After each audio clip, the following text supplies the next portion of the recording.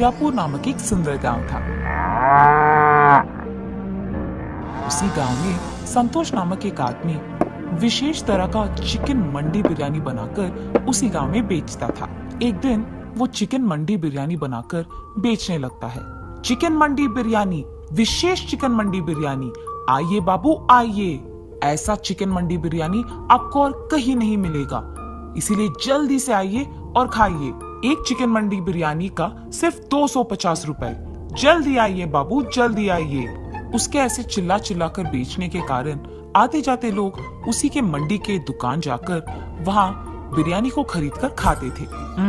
अरे संतोष, तुम्हारे तरह ये विशेष बिरयानी और कोई नहीं बना सकता। कितना ताजा और कितना स्वादिष्ट है ये बिरयानी, सच में तुमने कमाल कर दिया।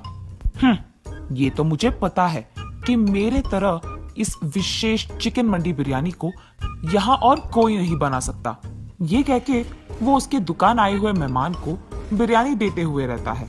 ऐसे ही इसके स्वादिष्ट बिरयानी बनाने के कारण उसके ही नहीं बल्कि आसपास के सारे गांव वाले भी संतोष के मंडी दुकान आके ही बिरयानी खाते थे। इसी कारण उसका दुकान बहुत कम समय में बहुत ही प्रमुख जगह बन जाता है और ऐसे ही उसे बहुत पैसे भी मिलते थे। अब इतने पैसे उसकी आंखों के सामने देखकर संतोष समझ गया था कि उसके जैसे बिरयानी आसपास में कोई नहीं बना पाएगा और इसी कारण उसे घमंड भी आ जाता है। इसीलिए वो आए हुए मेहमानों से घमंड होकर बात करता था। ऐसे कुछ दिन बीत जाते हैं। फिर संतोष का बेटा वसंत उसके पास आता है। पिताजी, मुझे डिग्री में बहुत अच्छी संख्या मिली है, मैं चाहता हूँ कि ऊंची पढ़ाई करके पुलिस बनूं। अरे मेरा बेटा तो बड़ा बन गया है, अब इसको पढ़ाने की क्या जरूरत है। ये अगर मेरे ही साथ काम करेगा, यहाँ व्यापार संभालेगा तो हम और पैसे कमा पाएंगे।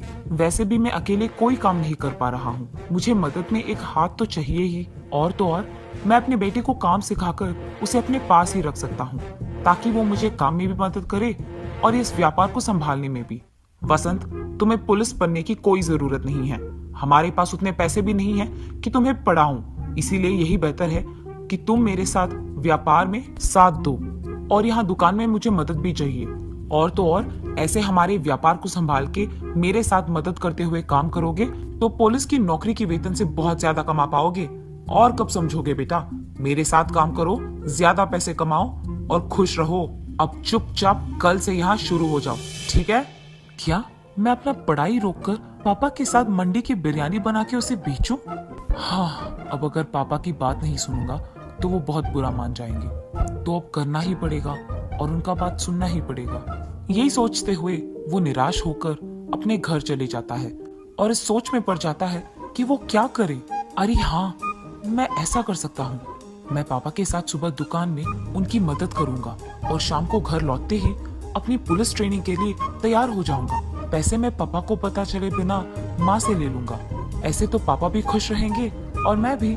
ऐसे ही उसके बाद उसके फैसले के मुताबिक ही वसंत दिन में अपने पापा के साथ और उनकी मदद करते हुए रहता था और रात में उसकी माँ की सहायता से पुस्तकों को खरीदकर पुलिस बनने की तैयारी करता था।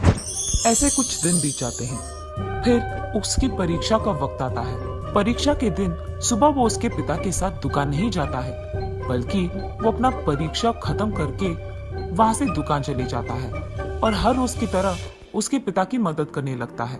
लेकिन रात भर की पढ़ाई के कारण उसे बहुत नींद आने लगती है और वो दुकान में काम करने के बजाय गहरी नींद आने के कारण टेबल पे सो जाता है। टेबल पे सो जाना वसंत के पिता संतोष देखते हैं और गुस्से में उसके पास जाकर ऐसे कहते हैं, वसंत, वसंत, सुबह सुबह तुम्हें नींद क्यों आ रही है? तुम रात भर सोए नहीं? जी पापा, वो मुझे नींद आ गई अचानक तो मैं सो गया, माफ कीजिए, मैं काम करना शुरू कर दूंगा। वसंत, तुम ऐसे ही करोगे तो अमीर छोड़ो नालायक बन जाओगे और इतना ही नहीं, ये दुकान ही हमें वो पैसा देगा जिसके सपने हम देख रहे हैं। ऐसे ही सोते रहोगे तो सपना सच कब करोगे? ऐसे गुस्से में उसको डांटकर संतोष वहां से चले जाता है। वसंत की परीक्षा खत्म हो जाने के कारण वो अगले दिन से हर रोज की तरह उसके पिता के दुकान जाकर सारे काम वैसे के वैसे ही करने लगता है और उसके परीक्षा के परिणाम का इंतजार भी करता है। कुछ दिन बाद उसके परीक्षा के परिणाम आ जाते हैं। उसमें वसंत के अच्छे मार्क्स आने के कारण उसे जल्द ही पुलिस की ट्रेनिंग के लिए जाने की जरूरत पड़ जाती है। तो इसका मतलब ये हुआ कि मेरे कहने के बावजूद तुमने पढ़ाई करके पुलिस की नौकरी के लिए कोशिश किया है। मैंने तुम्हें बहुत बार समझाया कि उससे ज्यादा पैसे हमारे इस व्यापार में आएंगे। चलो छोड़ो, तुम्हें तो वैसे भी ये बातें समझ में नहीं आएंगी। अब से तुम्हारे बिना भी यही व्यापार अच्छा चलेगा और अकेले ही मैं इसे खूब चला सकता हूँ। तुम्हारे आने या जाने से कोई फर्क नहीं पड़ता है और अब से तुम्हारा घर में रहना या ना रहना तुम्हारी मर्जी है। इससे मुझे कोई फर्क नहीं पड़ेगा। अब से मुझे तुम्हारी जिंदगी के बारे में कुछ भी नहीं पता चलना है। तुम्हें जो करना है करो। ऐसे गुस्से में वसंत पे क्रोधित होकर संतोष वहां से चले जाता है। काश पापा समझ पाते कि पुलिस की नौकरी मेरे लिए बहुत जरूरी है और यही मेरा ख्वाब है, मेरा सपना है और मैं सिर्फ यही करना चाहता हूँ। अब नहीं समझ पा रहे हैं। आशा करता हूँ कि पापा कभी ना कभी मेरी इस बात को, इस सपने को समझ पाएंगे। पर अगर अब मैं इनके लिए ये नौकरी छोड़ दूंगा तो आगे कभी नहीं कर पाऊंगा। इसीलिए मुझे देर नहीं करना होगा। अभी मुझे पुलिस की ट्रेनिंग के लिए चले जाना होगा। उसके फैसले के मुताबिक ही कुछ ही महीनों में वो पुलिस की ट्रेनिंग के लिए चले जाता है। ट्रेनिंग खत्म करते ही उसके अपने गांव के पड़ोस गांव में उसको इंस्पेक्टर का नौकरी मिलता है। जब वो अपने पिता के पास ये खुशखबरी देने जाता है तो वो उनसे बात तक नहीं करते हैं और उनका मुंह मोड़ के वहां से चले जाते हैं। वसंत उसकी नौकरी बहुत इज्जत और जिम्मेदारी से निभाता है और इसी कारण उस सारे गांव में और पड़ोसी गांव में भी उसकी बहुत तारीफ करते थे। और यहाँ संतोष उसके दुकान में कोई भी नौकर नहीं लगाता है, अकेले ही सारे काम करते रहता है।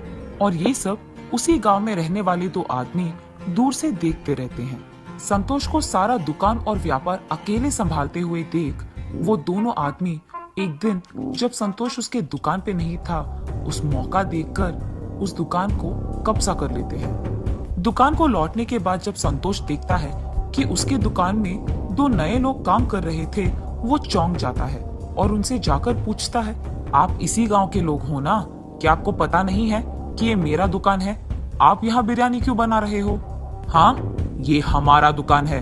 तुम हमारे दुकान आकर हमसे ही पूछ रहे हो? तुम ये बताओ कि यहाँ क्यों आए हो? ऐसे हमारी दुकान को तुम्हारा दुकान कहोगे तो हम चुप नहीं बैठने वाले।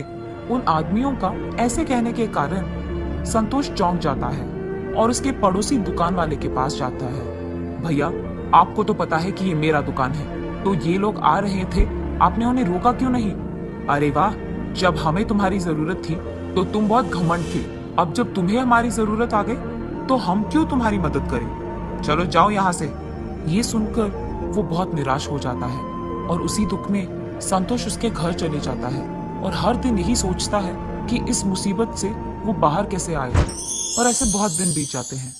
कुछ दिन बाद संतोष को उसके पड़ोस गांव के दोस्त की याद आती है और उसके पास जाकर वो जो कुछ भी हुआ समझाता है। तब उसका दोस्त, अरे संतोष, इस बात के लिए इतना दुख? तुम चिंता मत करो, हमारे गांव का पुलिस अधिकारी जो है वो बहुत ही अच्छे इंसान है, सबकी मदद करते हैं। जब हमारे गांव वासी का बाइक खो गया था तब भी उस पुलिस इंस्पेक्टर ने हमारी बहुत मदद की थी और उस आदमी को उनका बाइक भी लौटा दिया। वो इतने अच्छे आदमी हैं, मुझे जरूर यकीन है कि वो तुम्हारा भी मदद करेंगे। चलो बिना कोई देरी के उनके पास चले जाते हैं। ये कहकर संतोष का दोस्त उसको उस पुलिस अधिकारी के पास ले जाता है। इंस्पेक्टर साहब, यही है मेरा दोस्त संतोष, और जो कुछ भी हुआ वो इंस्पेक्टर को बताता है। जब संतोष इंस्पेक्टर से मिलने जाता है, वहां अपने बेटे को देख संतोष चौंक जाता है और बिना कुछ बात किए वो वहां से चलने लग जाता है। पापा रुकिए, हमारी दुकान पे किसी ने कब्जा कर दिया। मैं उन्हें नहीं छोड़ूंगा, हम हमारी दुकान को वापस पाएंगे, चलिए। अरे संतोष, इंस्पेक्टर साहब तुम्हारे बेटे हैं, तुमने तो ये बात बताई भी नहीं। अरे अब चिंता करने की कोई जरूरत नहीं, तुम्हारा बेटा है, ये काम करके ही वापस आएगा। चलो हम भी उसके साथ जाते हैं। और ऐसे वो तीनों संतोष के दुकान के पास जाते हैं। वहां दो और लोगों को काम करते हुए देख, हम सालों से इस दुकान में काम कर रहे हैं, तुम्हारी इतनी जुर्रत कि तुम यहाँ कब्जा करके बिरयानी बना के बेच रहे हो? हमारी दुकान हमें वापस कर दो, वरना तुम्हें तो मैं छोड़ूंगा नहीं। अरे साहब, हमें तो पता भी नहीं था कि ये आपका दुकान है। हमने इसका कब्जा कर दिया और उसके लिए हमें माफ कर दीजिए। हमें हमारी गलती का एहसास हो गया है। आप आपकी दुकान को वापस ले लीजिए। हम यहाँ से चले जाएंगे साहब। आइंदा अगर ऐसे ही किसी का दुकान या कुछ भी कब्जा किया तो देखना क्या होगा। जी जी साहब, माफ कीजिए। उसके बाद वसंत उसके पिता संतोष को और संतोष के दोस्त दोनों को उसके घर ले जाता है। बेटा, मैंने तो तुम्हारी बात भी नहीं सुनी थी, पर फिर भी तुमने मेरे खिलाफ कोई भी गुस्सा नहीं रखा है, और जब मुझे तुम्हारी जरूरत पड़ी तो तुमने ही हमारी दुकान को उन लोगों के कब्जे से आजाद किया। अगर तुम पुलिस की नौकरी नहीं करते या पुलिस की पढ़ाई नहीं करते तो आज ऐसा नहीं होता। हम दोनों शायद उसी दुकान में काम करते हुए किसी के और के कब्जे के कारण रो पड़ते थे। उससे ज्यादा हम कुछ नहीं कर पाते, पर आज तुम्हारी इस पढ़ाई के कारण ही मैं इस मुसीबत से निकल पाया हूँ। आज तुम्हारी वजह से मुझे मेरी गलती का एहसास हुआ है। कोई भी नौकरी करते हुए ज्यादा पैसे कमाकर घमंडी रहना सही नहीं है। तुम्हारी तरह अच्छी पढ़ाई करके, मेहनत करके, काम करते हुए सारे गांव वालों का इज्जत कमाना सच्चा काम है, और यही नेक और ईमानदार काम है। ये मैं समझ नहीं पाया बेटा, और इसके लिए मुझे माफ कर दो। पापा, आपको आपकी गलती का एहसास हो गया, मेरे लिए यही काफी है। चलो, ये सब भूलकर हम पहले की तरह खुश रहेंगे। तब से संतोष घमंडी व्यवहार छोड़कर सभी के साथ अच्छे से बात करते हुए, मेहनत से काम करते हुए उसके व्यापार को संभालते रहता है, और दूसरी तरफ उसका बेटा वसंत पुलिस की नौकरी करते हुए सबकी सहायता करते हुए खुश रहता है। दोनों मिलकर उनके अपने अपने काम का इज्जत करते हैं और खुश रहते हैं।